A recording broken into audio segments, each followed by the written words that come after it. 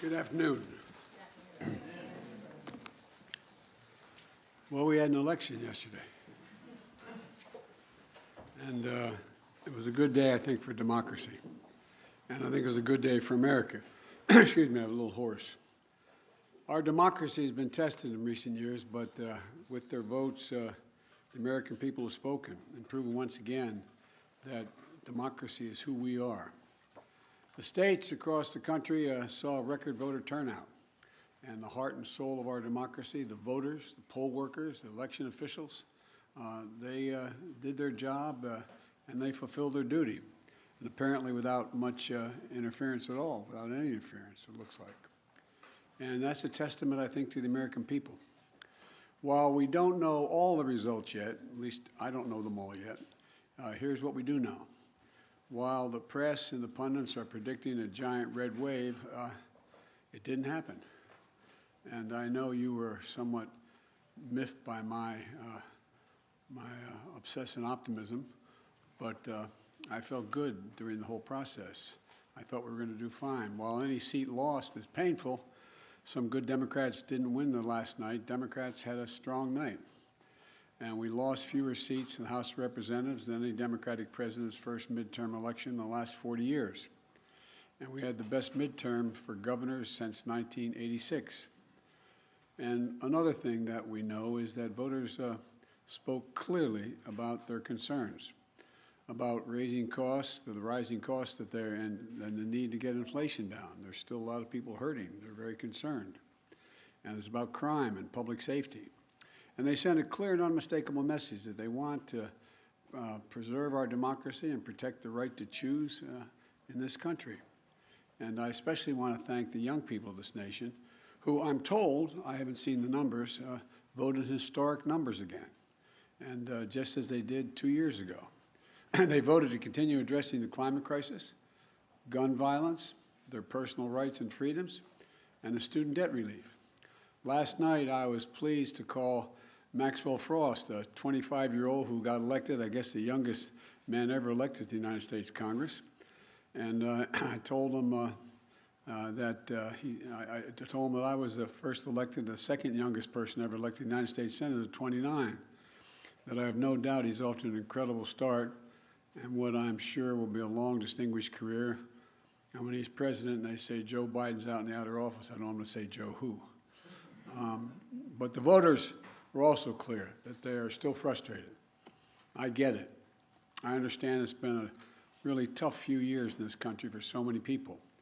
When I came to office, we inherited a nation with a pandemic raging and an economy that was reeling. And we acted quickly and boldly to vaccinate the country and to create a stable and sustained growth in our economy.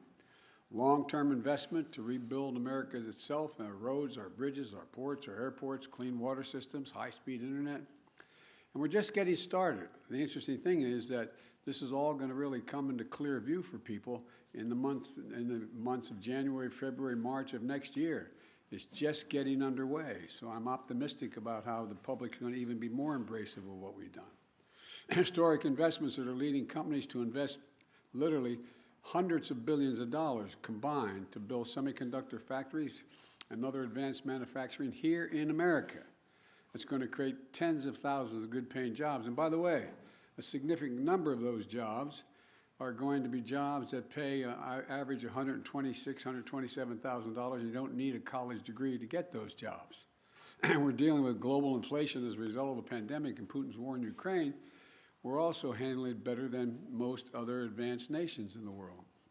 We're lowering gas prices. We're taking on powerful interest to lower prescription drug costs and health insurance premiums and energy bills. After 20 months of hard work, the pandemic no longer controls our lives. It's still a concern, but no longer controls our lives. Our economic policies have created a record 10 million new jobs since I came into office. Unemployment rate is down from 6.4 when I was sworn in to 3.7%, near a 50-year low. And we've done all this while lowering the federal deficit in the 2 years by $1.7 trillion. Let me say it again, $1.7 trillion. No administration has ever cut the deficit that much. And reducing the federal deficit is one of the best things we can do to lower inflation, but while we've made real progress as a nation, I know it's hard for folks to see that progress in their everyday lives. And it's hard to see the results from actions that we took while we have to implement what we've done. But I believe we took the right steps for the country and for the American people. In fact, if you look at the polls, overwhelming majority, I don't look at them much anymore because I'm not quite sure how to read them anymore. I hope you are uncertain as well. But overwhelming majority of the American people support the elements of my economic agenda. From rebuilding America's roads and bridges to lowering prescription drug costs to historic investment in tackling the climate crisis to making sure that large corporations begin to pay their fair share in taxes. And I'm confident these policies are working and that we're on the right path, and we need to stick with them. All these initiatives take hold as they do, from lead pipes being removed from schools and homes to new factories being built in communities with a resurgence of American manufacturers. It's already created, by the way, 700,000 brand new manufacturing jobs. You've heard me say it ad nauseum. I don't know where it's written. It says we can't be the manufacturing capital of the world. We are now exporting product, not jobs, around the world. People across the country are going to see even more clearly the positive effects on their day-to-day lives. But I still understand why they're hurting right now. So many people are concerned. As I have throughout my career, I'm going to continue to work across the aisle to deliver for the American people. And it's not always easy, but we did it the first term. And I'll be surprised a lot of people that we signed over 210 bipartisan laws since I've become president, and we're revitalizing American manufacturing, gun safety, we did it together, and dozens of laws positively impacting on our veterans. And let me say this, regardless of what the final tally in these elections show, and there's still some counting going on, I'm prepared to work with my Republican colleagues. The American people have made clear, I think, that they expect Republicans to be prepared to work with me as well. In the area of foreign policy, I hope we'll continue this bipartisan approach of confronting Russia's aggression in Ukraine. When I return from the G20 meetings in Indonesia with other world leaders, I'm going to invite the leaders of both political parties, as I've done in the past in my foreign trips, to the White House to discuss how we can work together for the remainder of this year and into the next Congress to advance the economic and national security priorities of the United States. And I'm open to any good ideas. I want to be very clear. I'm not going to support any Republican proposal that's going to make inflation worse. For example, the voters don't want to pay higher prescription costs for drugs. We've cut that now. We're going to kick into gear next year, next calendar year. And I'm not going to walk away from the historic commitments we just made to take on the climate crisis. They're not compromisable issues to me, and I won't let it happen. The voters don't want more taxes for the tax cuts for the super wealthy and biggest corporations. And I'm going to continue to focus on cost cutting for working and middle-class families and building an economy from the bottom up and the middle out. I know you're tired of hearing me say that, but I genuinely mean it. That's what makes America grow. The wealthy do very well when the middle class is doing well, and the poor have a way up, and while continuing to bring down the federal deficit. You know, as we look at tax cuts, we should be looking at tax cuts for working people and middle-class people, not the very wealthy. They're fine. And if you can go out and be a multimillionaire, that's great. Just pay your fair share. That's all. That's all. Just pay your fair share. It's like those 55 corporations in 2000 that made $40 billion and didn't pay a penny in federal taxes. It's not right. Everybody has an obligation. So now they have to pay a staggering 15%. You all pay more than that for new taxes. So I'm going to keep my commitment that no one earning less than $400,000 a year, and that's a lot of money where I come from, are going to see their federal taxes go up. And I want to be very clear. Under no circumstances will I support the proposal put forward by Senators Johnson and the senator from down in Florida to cut or make fundamental changes in Social Security and Medicare. That's not on the table. I will not do that. I will veto any attempt to pass a national ban on abortion, but I'm ready to compromise with Republicans where it makes sense on many other issues. And I'll always put the needs and interests of the American people first. So let me close with this. On this election season, the American people made it clear. They don't want every day going forward to be a constant political battle. There's too much of that going on. And there's too much that we have to do. The future of America is too promising to be trapped in an endless political warfare. And I really mean it. You've heard me say it time and again for the last 20 months or so. I am so optimistic about the prospects for America. We need to be looking to the future, not fixated on the past. And that future is bright as can be. We're the only nation in the world that's come out of every crisis stronger than we went into the crisis. And that's a fact. I mean, literally mean that. We've come out stronger than we've gone in. And I've never been more optimistic about America's future than I am today. You know, particularly because of all those young people I talked about, 18 to 30. They're showing up. They're the best educated generation in American history. They're the least prejudiced generation in American history, the most engaged generation in American history, and the most involved. Look, after a long campaign season, I still believe it always have. This is a great nation, and we're a great people. And it's never been a good bet to bet against America. Never been a good bet to bet against America. There's nothing beyond our capacity if we work together. We just need to remember who the hell we are. We're the United States of America. The United States of America. There's nothing beyond our capacity. And I'm pretty well convinced that we're going to be able to get a lot done.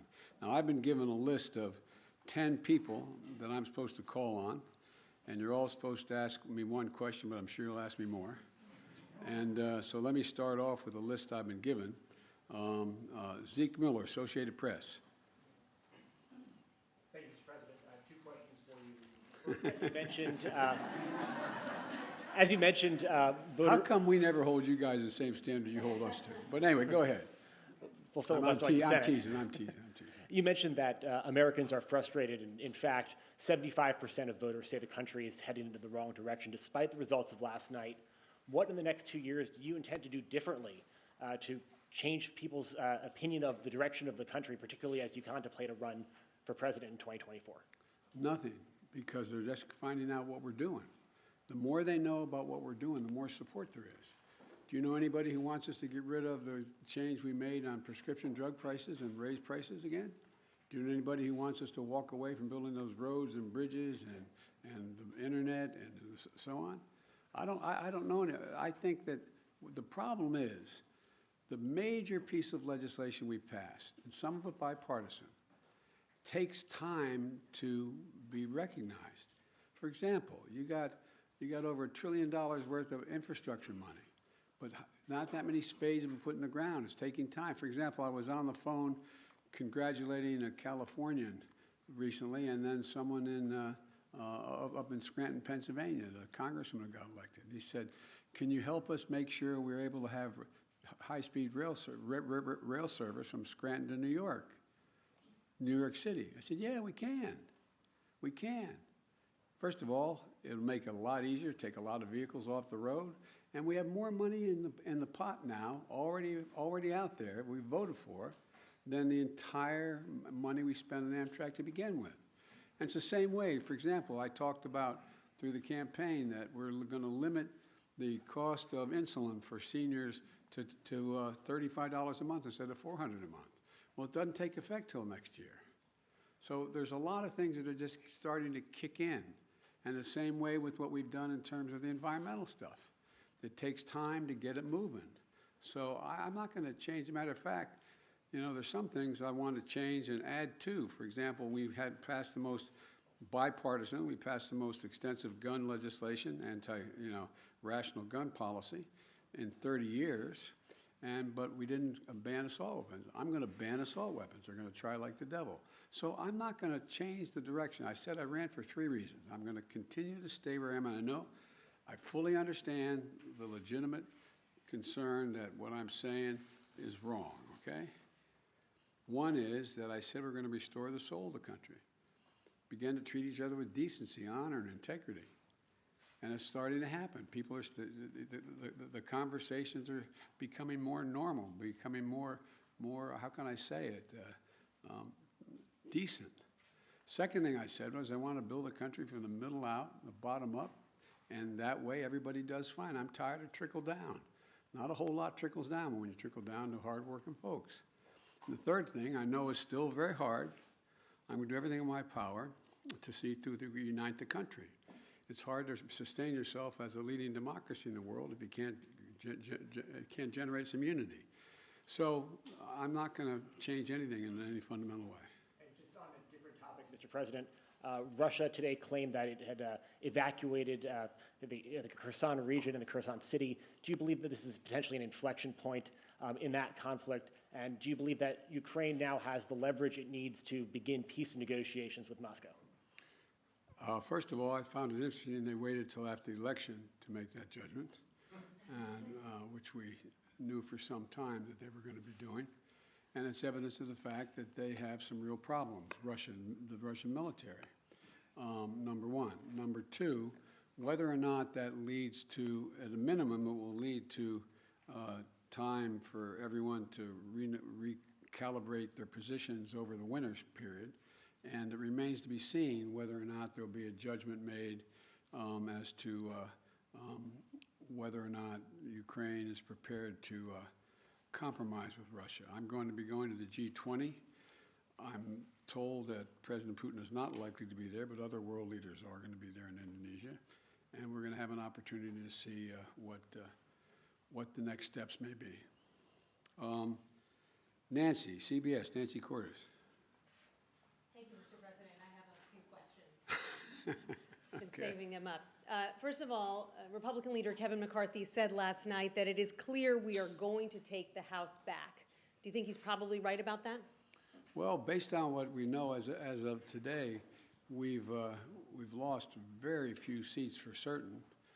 We still have a possibility of keeping the House, but it's going to be close. And for example, in Nevada, we won all three of those seats, contested seats. I went out for each, and I spoke for each of those folks, but we won them all. I didn't know that last night, so it's a moving target right now, but it's going to be very close.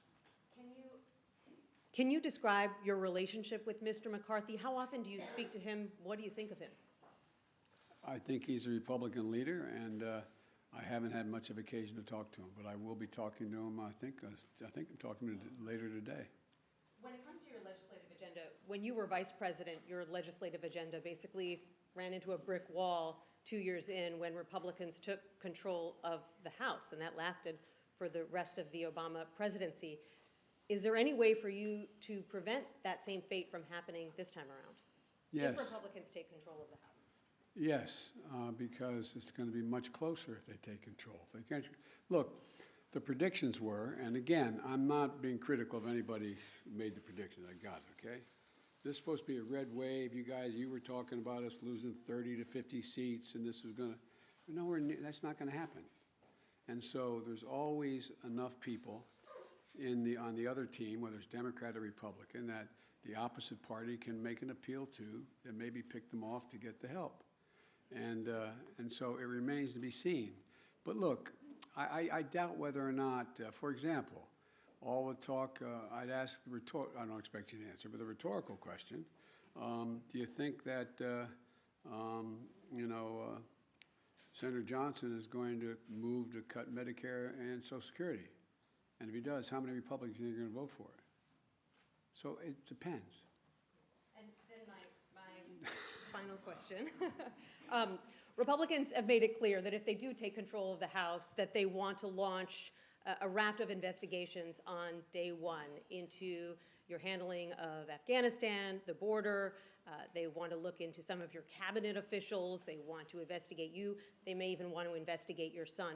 What's your message to Republicans who are considering investigating your family, and particularly your son Hunter's business dealings? Lots of luck in your senior year, as my coach used to say.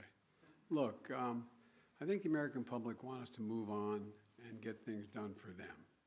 And, I heard that it was reported, whether it's accurate or not, I'm not sure, but it was reported many times that Republicans were saying, and the former president said, how many times are you going to impeach Biden?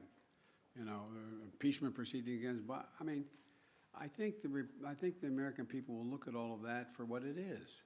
It's just almost comedy. I mean, but you know, look, I can't control what they're going to do. All I can do is continue to try to make life better for the American people. Okay, Phil Mattingly, CNN. Thank you, Mr. President. I have 37 questions. I'm kidding. Sir, at a fundraiser last month, you said, quote, "The rest of the world is looking at this election, both the good guys and the bad guys." You noted you're going to the G20 in a couple days. You'll come face to face with many of those leaders the same moment that your predecessor is considering launching his re-election effort. How should those world leaders, both good guys and bad guys, view this moment both for America and for your presidency? Well, first of all, these world leaders know we're doing better than anybody else in the world, as a practical matter. Notwithstanding the difficulties we have, our economy is growing. You saw the last report. We're still growing at 2.6%. We're creating jobs. We're still in a solid position, and there's not many other countries in the world are in that position. And I promise you, from the telephone calls I still have and from the meetings I have with other heads of state, they're looking to the United States and saying, how are you doing? What are you doing? What can we do together? So I think that the vast majority of my colleagues, at least those colleagues who are NATO members, European Union, Japan, South Korea, et cetera, I think they're looking to cooperate and wanting to know how we can help one another. And what was the other question? Oh, I'm sorry. No. So I think one way I would follow up on that is you noted that you felt like there was a shift in terms of people being willing to show more decency in this moment. You've often talked about breaking the fever or kind of a transition from this moment that we've faced over the last several years. Do you feel like the election is what represents that? Do you feel like the fever is broken, I guess? Well, I don't think we're going to break the fever for the super mega MAGA Republicans. I mean, but I think they're a minority of the Republican Party. I think the vast majority of the members of the Republican Party, we disagree strongly on issues, but they're decent, honorable people. We have differences of agreement on issues. But they, you know, I work with a lot of these folks in the Senate and the House for a long time, and you know, they're honest and they're straightforward. They're different than mine, but they're decent folks. And so I think that the rest of the world, and a lot of you have covered other parts of the world, and you know, the rest of the world is looking at the United States. I guess the best way to say this is to repeat what some of you heard me say before. The first G7 meeting for the public, that's the 7 largest democracies, when I went to right after we got elected in February, after I got sworn in January. And I sat down at a table, a round table, with the 6 other world leaders from the European Union and Canada, et cetera, and said, America's back. And one of them turned to me and said, for how long? For how long? It was a deadly earnest question. For how long? And I looked at them, and then another one went on to say, and I'm not going to name them, went on to say, what would you say, Joe, if in fact we went to bed tonight here in England, woke up the next morning and found out that thousands of people had stormed the Parliament of Great Britain, gone down the hall, broken down the doors, 2 cops ended up dying, a number of people injured, and they tried to stop the confirmation of an election. It's not the same situation, obviously, as we have. And he said, what would you think? And I asked a rhetorical question, what would you all think? You'd think England was really in trouble. You'd think democracy was on the edge if that happened in Great Britain.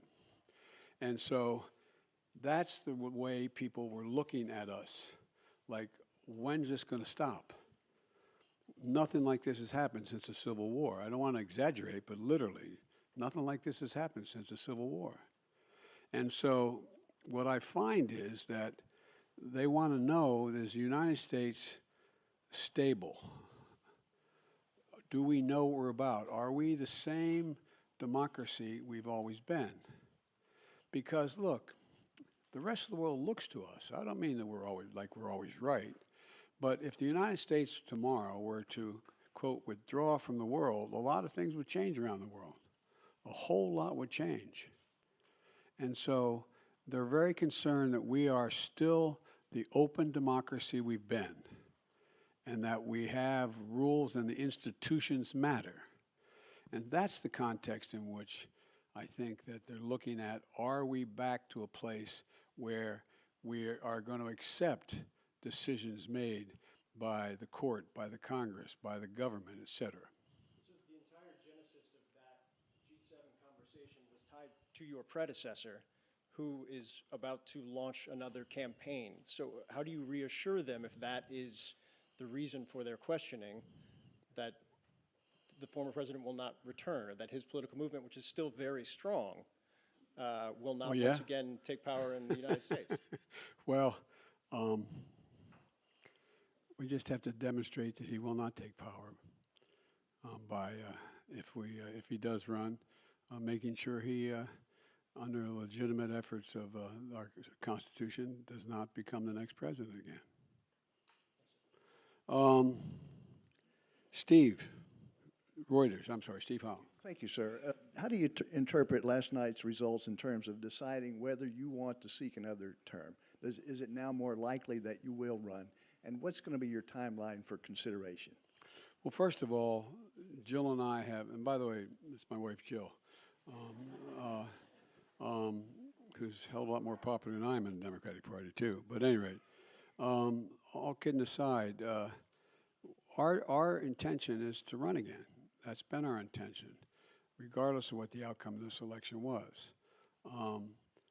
The fact that we won, I didn't run, the fact that the Democratic Party outperformed anything anyone expected and did better than any off-year presidency since John Kennedy is one that gives everybody like, whew, sigh of relief that the mega Republicans are not taking over the government again, et cetera. And so my judgment of running when I announce, my intention is that I run again, but I'm a great respecter of fate, and this is ultimately a family decision. I think everybody wants me to run, but we're going to have discussions about it. And I don't feel in any hurry one way or another to make that judgment, today, tomorrow, or whenever, no matter what my predecessor does. Early next year, or what's your thinking? My guess is, I hope Jill and I get a little time to actually sneak away for a week around between Christmas and Thanksgiving. And my guess is it'll be early next year we make that judgment. But it is my plan to do it now. Okay, I'm sorry. Karen Travers of ABC Radio. Thank you, Mr. President. WNBA star Brittany Griner today was moved to a Russian penal colony to serve out her 9-year sentence. Do you have an update right now on her condition? What do you know about that? And does this mark a new phase in negotiations with the Russians to secure her release? Can the U.S. now fully engage in talks on a prisoner swap? Well, we've been engaging on a regular basis. I've been spending a fair amount of time with her wife about what's going on with her. And my hope is that now that the election is over, that Mr. Putin will be able to discuss with us and be willing to talk more seriously about prisoner exchange. That is my intention. My intention is to get her home. And we've had a number of discussions so far. And I'm hopeful that now that our election is over, there's a willingness to negotiate more specifically with us. Thank you. And if I can, your press secretary had said that the U.S. government has continued to follow up on that significant offer, but also had proposed alternative potential ways forward with the Russians. Can you tell us what those alternative ways forward are and how Russia has responded to those? Yes, I can, but I won't. Okay, I can't. It would not be a wise thing to do in order to see if they would move forward. But it is I'm telling you, I am determined to get her home and get her home safely, along with others. I might add. April Ryan Of the GRIO. of the GRIO, excuse me, I beg your pardon. Thank you, sir. I got it right last time we did this. Yes, you did. Yes, you did. Mr. President, I have a couple of questions on several issues. One, the Supreme Court. As you know, the Supreme Court has before it the issue of college admissions and affirmative action. What can and are you planning in case of a rollback that is expected? There are legal analysts that say that there will be drastic implications, there are tentacles from this, and they even say that this could impact Brown v. Board, the decision from Brown v. Board. Well, you know, first of all, I asked our Justice Department to defend the present policy before the Supreme Court. And like a lot of pundits, I'm not prepared to believe that the Supreme Court is going to overrule the existing decision. That's far from certain, and I don't believe that. But number one, what I did to try to change it is object to it before the Supreme Court of the United States, our administration. Number two, there are a number of things that we can and must do to make it. And by the way, this is a case involving an Asian American in terms of getting into school, and whether there's affirmative action makes sense at all from the standpoint of those who are arguing against it.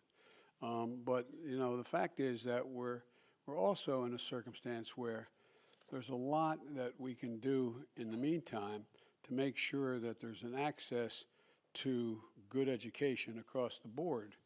And that is by doing things that relate to starting education at age 3, formal schooling at age 3, which increases not daycare but school. All the studies over 10 years show that that increases the prospect of someone making it through 12 years without any difficulty, no matter what the background they come from, by 56%. And I also think that we should be making sure that we have the ability to provide for 2 years of education beyond that, whether it's apprenticeships or community colleges. And we also are in a situation where I think that, for example, I want to make sure a lot of it has to do with finances as well, that we make sure that we have help for people who come from modest means to be able to get to school. You know, the cost of college education has increased fourfold. And it used to be that a Pell Grant would cover something like 70% of the college tuition. Now it covers significantly less than that. So I want to increase the Pell Grants as well. But let's see what the Supreme Court decides. And I am hopeful, and our team and the lawyers who argued for us are not nearly as certain as the people you quoted as saying it's going to be overruled. Next question, sir. The issue is inflation.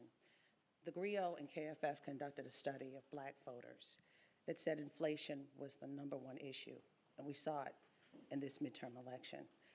What can you promise concretely in these next 2 years that will help turn the pocketbook for the better in the midst of staving off a recession? Well, a number of things. First of all, black unemployment is almost cut in half under my administration just since I began. More black businesses have opened up, small businesses, than ever before. We're now in a situation where we're providing, through the Small Business Administration, down payments for people buying homes, because most people accumulate wealth in the value of their home. Most middle-class families are like mine. My dad bought a home, didn't have it, just scraped together to get home. By the time he was able to retire, he had built up equity in the home. That's how most people do that. But what I can't do is I can't guarantee that we're going to be able to get rid of inflation, but I do think we can. We've already brought down the price of gasoline about $1.20 a gallon across the board, and I think that the oil companies are really doing the nation a real disservice. Six of them made over $100 billion in the last quarter in profit. $100 billion. In the past, if they had done the two things that they have done before, one, invest in more refineries and producing more product, and/or passing on the rebates to the gas stations. They sell the oil at a cheaper rate than than they are selling it now, not taking advantage, and that lowers the price of the total gallon of gas because that gets passed on. So there's a whole lot of things that we can do that are difficult to do, but we're going to continue to push to do them. And the other thing is that one of the things that makes a gigantic difference is what are the costs that exist in the average family and average black community. One, prescription drug cost. Well, we're driving those down precipitously beginning next year. And, I'll bet a lot of people in the African American and Caucasian community that need to take insulin for diabetes. Well, we're going to be reducing that cost. They're not going to pay more than $35 for the insulin instead of average of $400. And I can go down the list of the things that my dad used to say it a different way. At the end of the month, the things you have to pay for, from your mortgage to food on the table to gasoline in the automobile, do you have enough money to do it? And when it's done, do you have anything left over? And medical bills are a big piece of that, particularly in the African American community and the poorer communities. They need help. And so we're driving down all of those costs, and we've already passed the legislation to do that. It's just taking effect. So there's a lot of things we can do to affect the things that people need on a monthly basis to reduce their inflation, their cost of living. But I am optimistic because we continue to grow and at a rational pace. We are not anywhere near a recession right now in terms of the growth, but I think we can have what most economists call a soft landing. I'm convinced that we're going to be able to gradually bring down prices so that they, in fact, end up with us not having to move into a recession to be able to get control of inflation. And Mr. President, last question on humanity. Everybody else got some. You're coming. Okay, go ahead. Last question on humanity. Sir, you can't legislate and you can't executive order out the issue of empathy or the lack thereof in the midst of this rhetoric, this heated political rhetoric. What's next?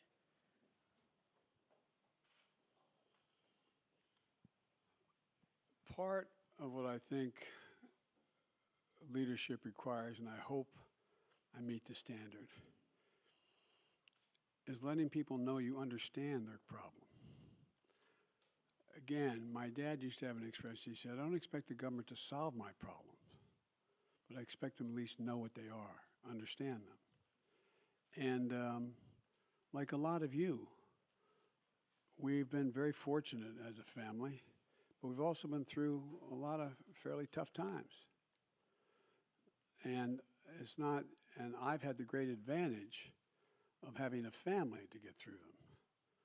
When my first wife and daughter were killed when a tractor trailer broadsided them and killed my wife and killed my first wife and killed my daughter, and my two boys were expected to die. It took the jaws of life 3 hours to get them out there on top of their dead mother and dead sister.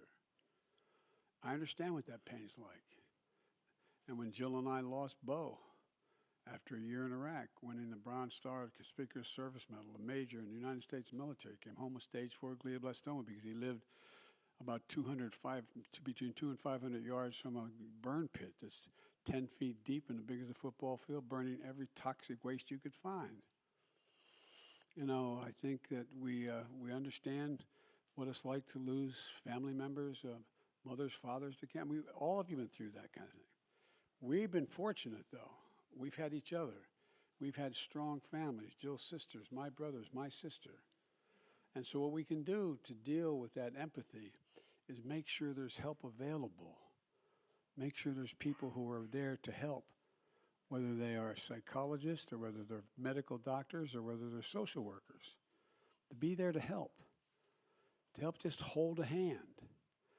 And for example, we can do an awful lot for a lot of families, the families you're talking about, if we reinstate this child tax credit. It cut child poverty by 40% when it was in place. I couldn't get it passed the second time around. So there's a lot we can do.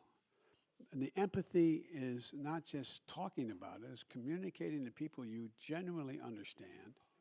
And I hope a lot of people don't understand because I don't want people having to know the pain. But the second piece of that is let them know that you are there to help. You're there to help. And one of the things I've talked with Vivek Murthy about, and a lot of you have written about it, and you've written it well about it, is the need for mental health care in America. You know, when we got elected, there were something like, I don't know, 2, 3, 5 million people who gotten their COVID shots. Well, in the meantime, I got over 220 million people, all 3 shots. But in the meantime, what happened? We lost over 1 million dead. 1 million dead. I read one study that for those 1 million people, they had 9 people who were each one had averaged 9 people close to them. A relative, someone they're married to, a child, someone close. The impact has been profound. Been profound.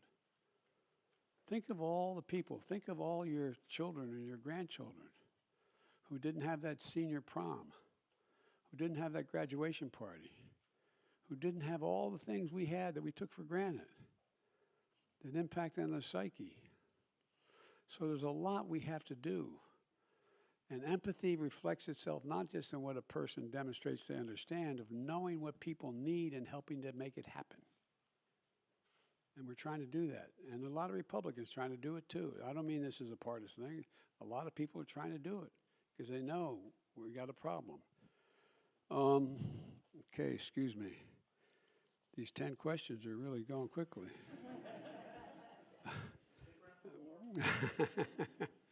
Well, I've got to meet with some of my, talk to some of the Republican leadership soon. But anyway, Jenny Leonard, Bloomberg.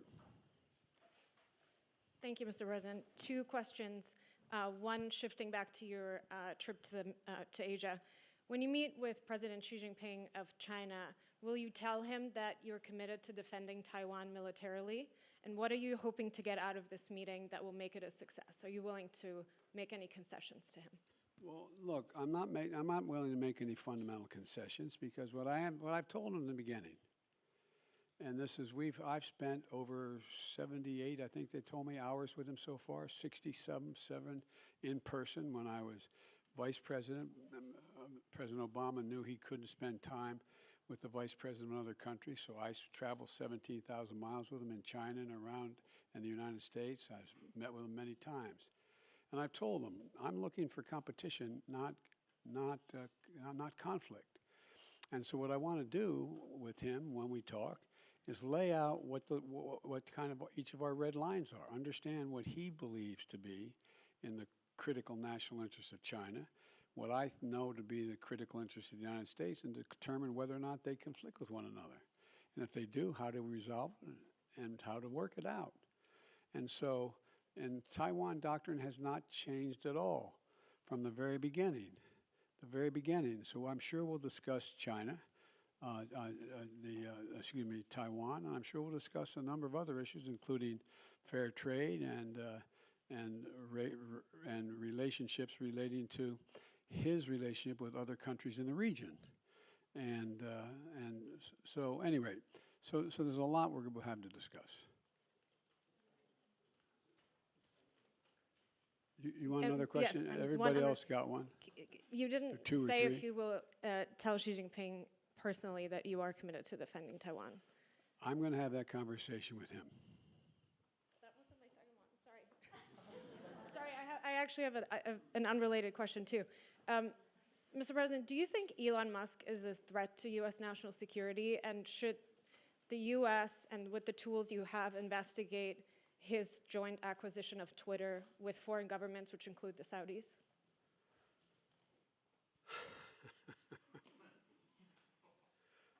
I think that Elon Musk's cooperation and/or technical relationships with other countries is worthy of being looked at. Whether or not he is doing anything inappropriate, I'm not suggesting that. I'm suggesting that it's worth being looked at. And, but that's all I'll say. There's a lot of ways. All right. Kristen Welker. Thank you so much, Mr. President. I appreciate it. I want to follow up with you on working with Republicans. Leader McCarthy again suggested that he is not prepared to write what he has called a blank check to Ukraine, and yet you expressed optimism that funding for Ukraine would continue, that the policies toward Ukraine would continue. Why should the people of Ukraine and this country have confidence in that, given the comments by Leader McCarthy? And just to follow up with you on your comments to Zeke, you said you don't need to do anything differently. If Republicans control the House, don't you need to recalibrate to some extent to try to work across the aisle with a Republican-led House? Well, let me put it this way. What I meant was I don't have to change any of the policies I've already passed. That's what they said they want to go after. And so what I have is a simple proposition. I have a pen that can veto. Okay? So that's what I mean. I don't have to recalibrate whether or not I'm going to continue to, fund the, we're going to continue to fund the infrastructure bill, or we're going to continue to fund the environment, et cetera. We have to, I hope, I think there is a growing pressure on the part of the American people, expecting both parties and all elements of both parties to work out their substantive differences, and not just, I'm not going to do that because it would benefit that party. Just making it personal. So it remains to be seen what the makeup of the House will be. But I'm hopeful that Kevin and I can work out modus vivendi as to how we'll proceed with one another. Will aid to Ukraine continue uninterrupted? That is my expectation.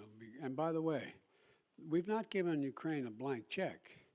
There's a lot of things that Ukraine wants we didn't do. For example, I was asked very much whether we'd provide American aircraft to guarantee the skies over Ukraine. I said, no, we're not going to do that. We're not going to get into a third world war, taking on Russian aircraft and directly engage. But would we provide them with all the rational ability to defend themselves? Yes. We provide those HIMARS. Well, the HIMARS, there's two kinds of, but in the average person's parlance, rockets you can drop in those. One that goes over 600 miles and one that goes about 160 miles. We didn't give them any ones that go to 600 miles because I'm not looking for them to start bombing Russian territory. And so we want to make sure that there's a relationship that they're able to defend themselves and take on what is purely the ugliest aggression that's occurred since World War II on a massive scale on the part of Putin within Ukraine. And there's so much at stake. So I would be surprised if Leader McCarthy even has a majority of his Republican colleagues who say they're not going to fund the legitimate defensive needs of Ukraine. And just a quick one. Obviously, a lot of attention on 2024 now that the votes have been cast in the midterms. 2/3 of Americans in exit polls say that they don't think you should run for re-election. What is your message to them, and how does that factor into your final decision about whether or not to run for re-election? It doesn't. What's your message to them? To those 2/3 of Americans? Watch me. Okay, one more. Very quickly, we saw Governor Ron DeSantis with a resounding victory in Florida last night. Who do you think would be the tougher competitor, Ron DeSantis or former President Trump, and how is that factoring into your decision? It'll be fun watching them take on each other. All right, David Sanger. Thank you, Mr. President. I also have a question for you about China, but before I do, I just wanted to follow up on something you said earlier. When you said it remains to be seen whether the Ukraine government is prepared to compromise with Russia. Previously, you've told us the only thing for the Russians to do is get completely out of Ukraine, go back to the lines that existed prior to February 24. Are you suggesting with the word compromise that you think that there is room for territorial compromise now? That No, I'm not. See, that's up to the Ukrainians. Nothing about Ukraine without Ukraine. So what kind of compromise do you have in mind? I didn't have any in mind. You have asked the question whether or not, if I recall, whether or not what would happen if, in fact, after I think the context is that whether or not they're pulling back from Fallujah and from the Kherson, the city of Kherson, and they're coming back across the river to the eastern side of the river, the Russian forces. And I said, what's going to happen is they're going to all both lick their wounds, decide what they're going to do over the winter, and decide whether or not they're going to compromise. That's what's going to happen, whether or not. I don't know what they're going to do. But I do know one thing, we're not going to tell them what they have to do. You were asked before about your meeting with President Xi.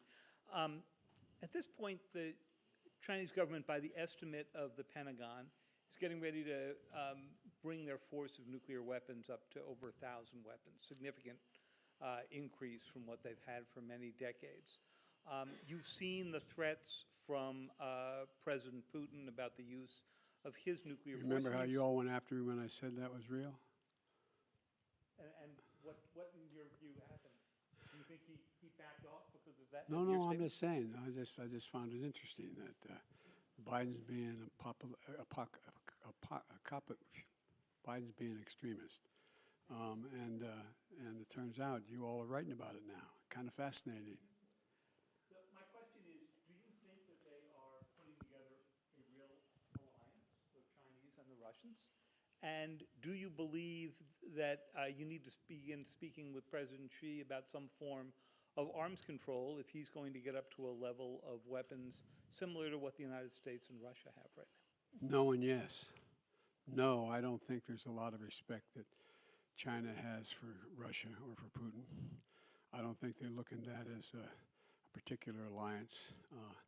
Matter of fact, they've been sort of keeping their distance a little bit. I do think that it remains to be seen whether Xi Jinping has decided that, or backed off of his initial judgment that he wanted China to have the most powerful military in the world, as well as the largest economy. But he's a long way from both. But I think talk about nuclear weapons and location, the number of them, and access is important to discuss. Thank you all so very, very much.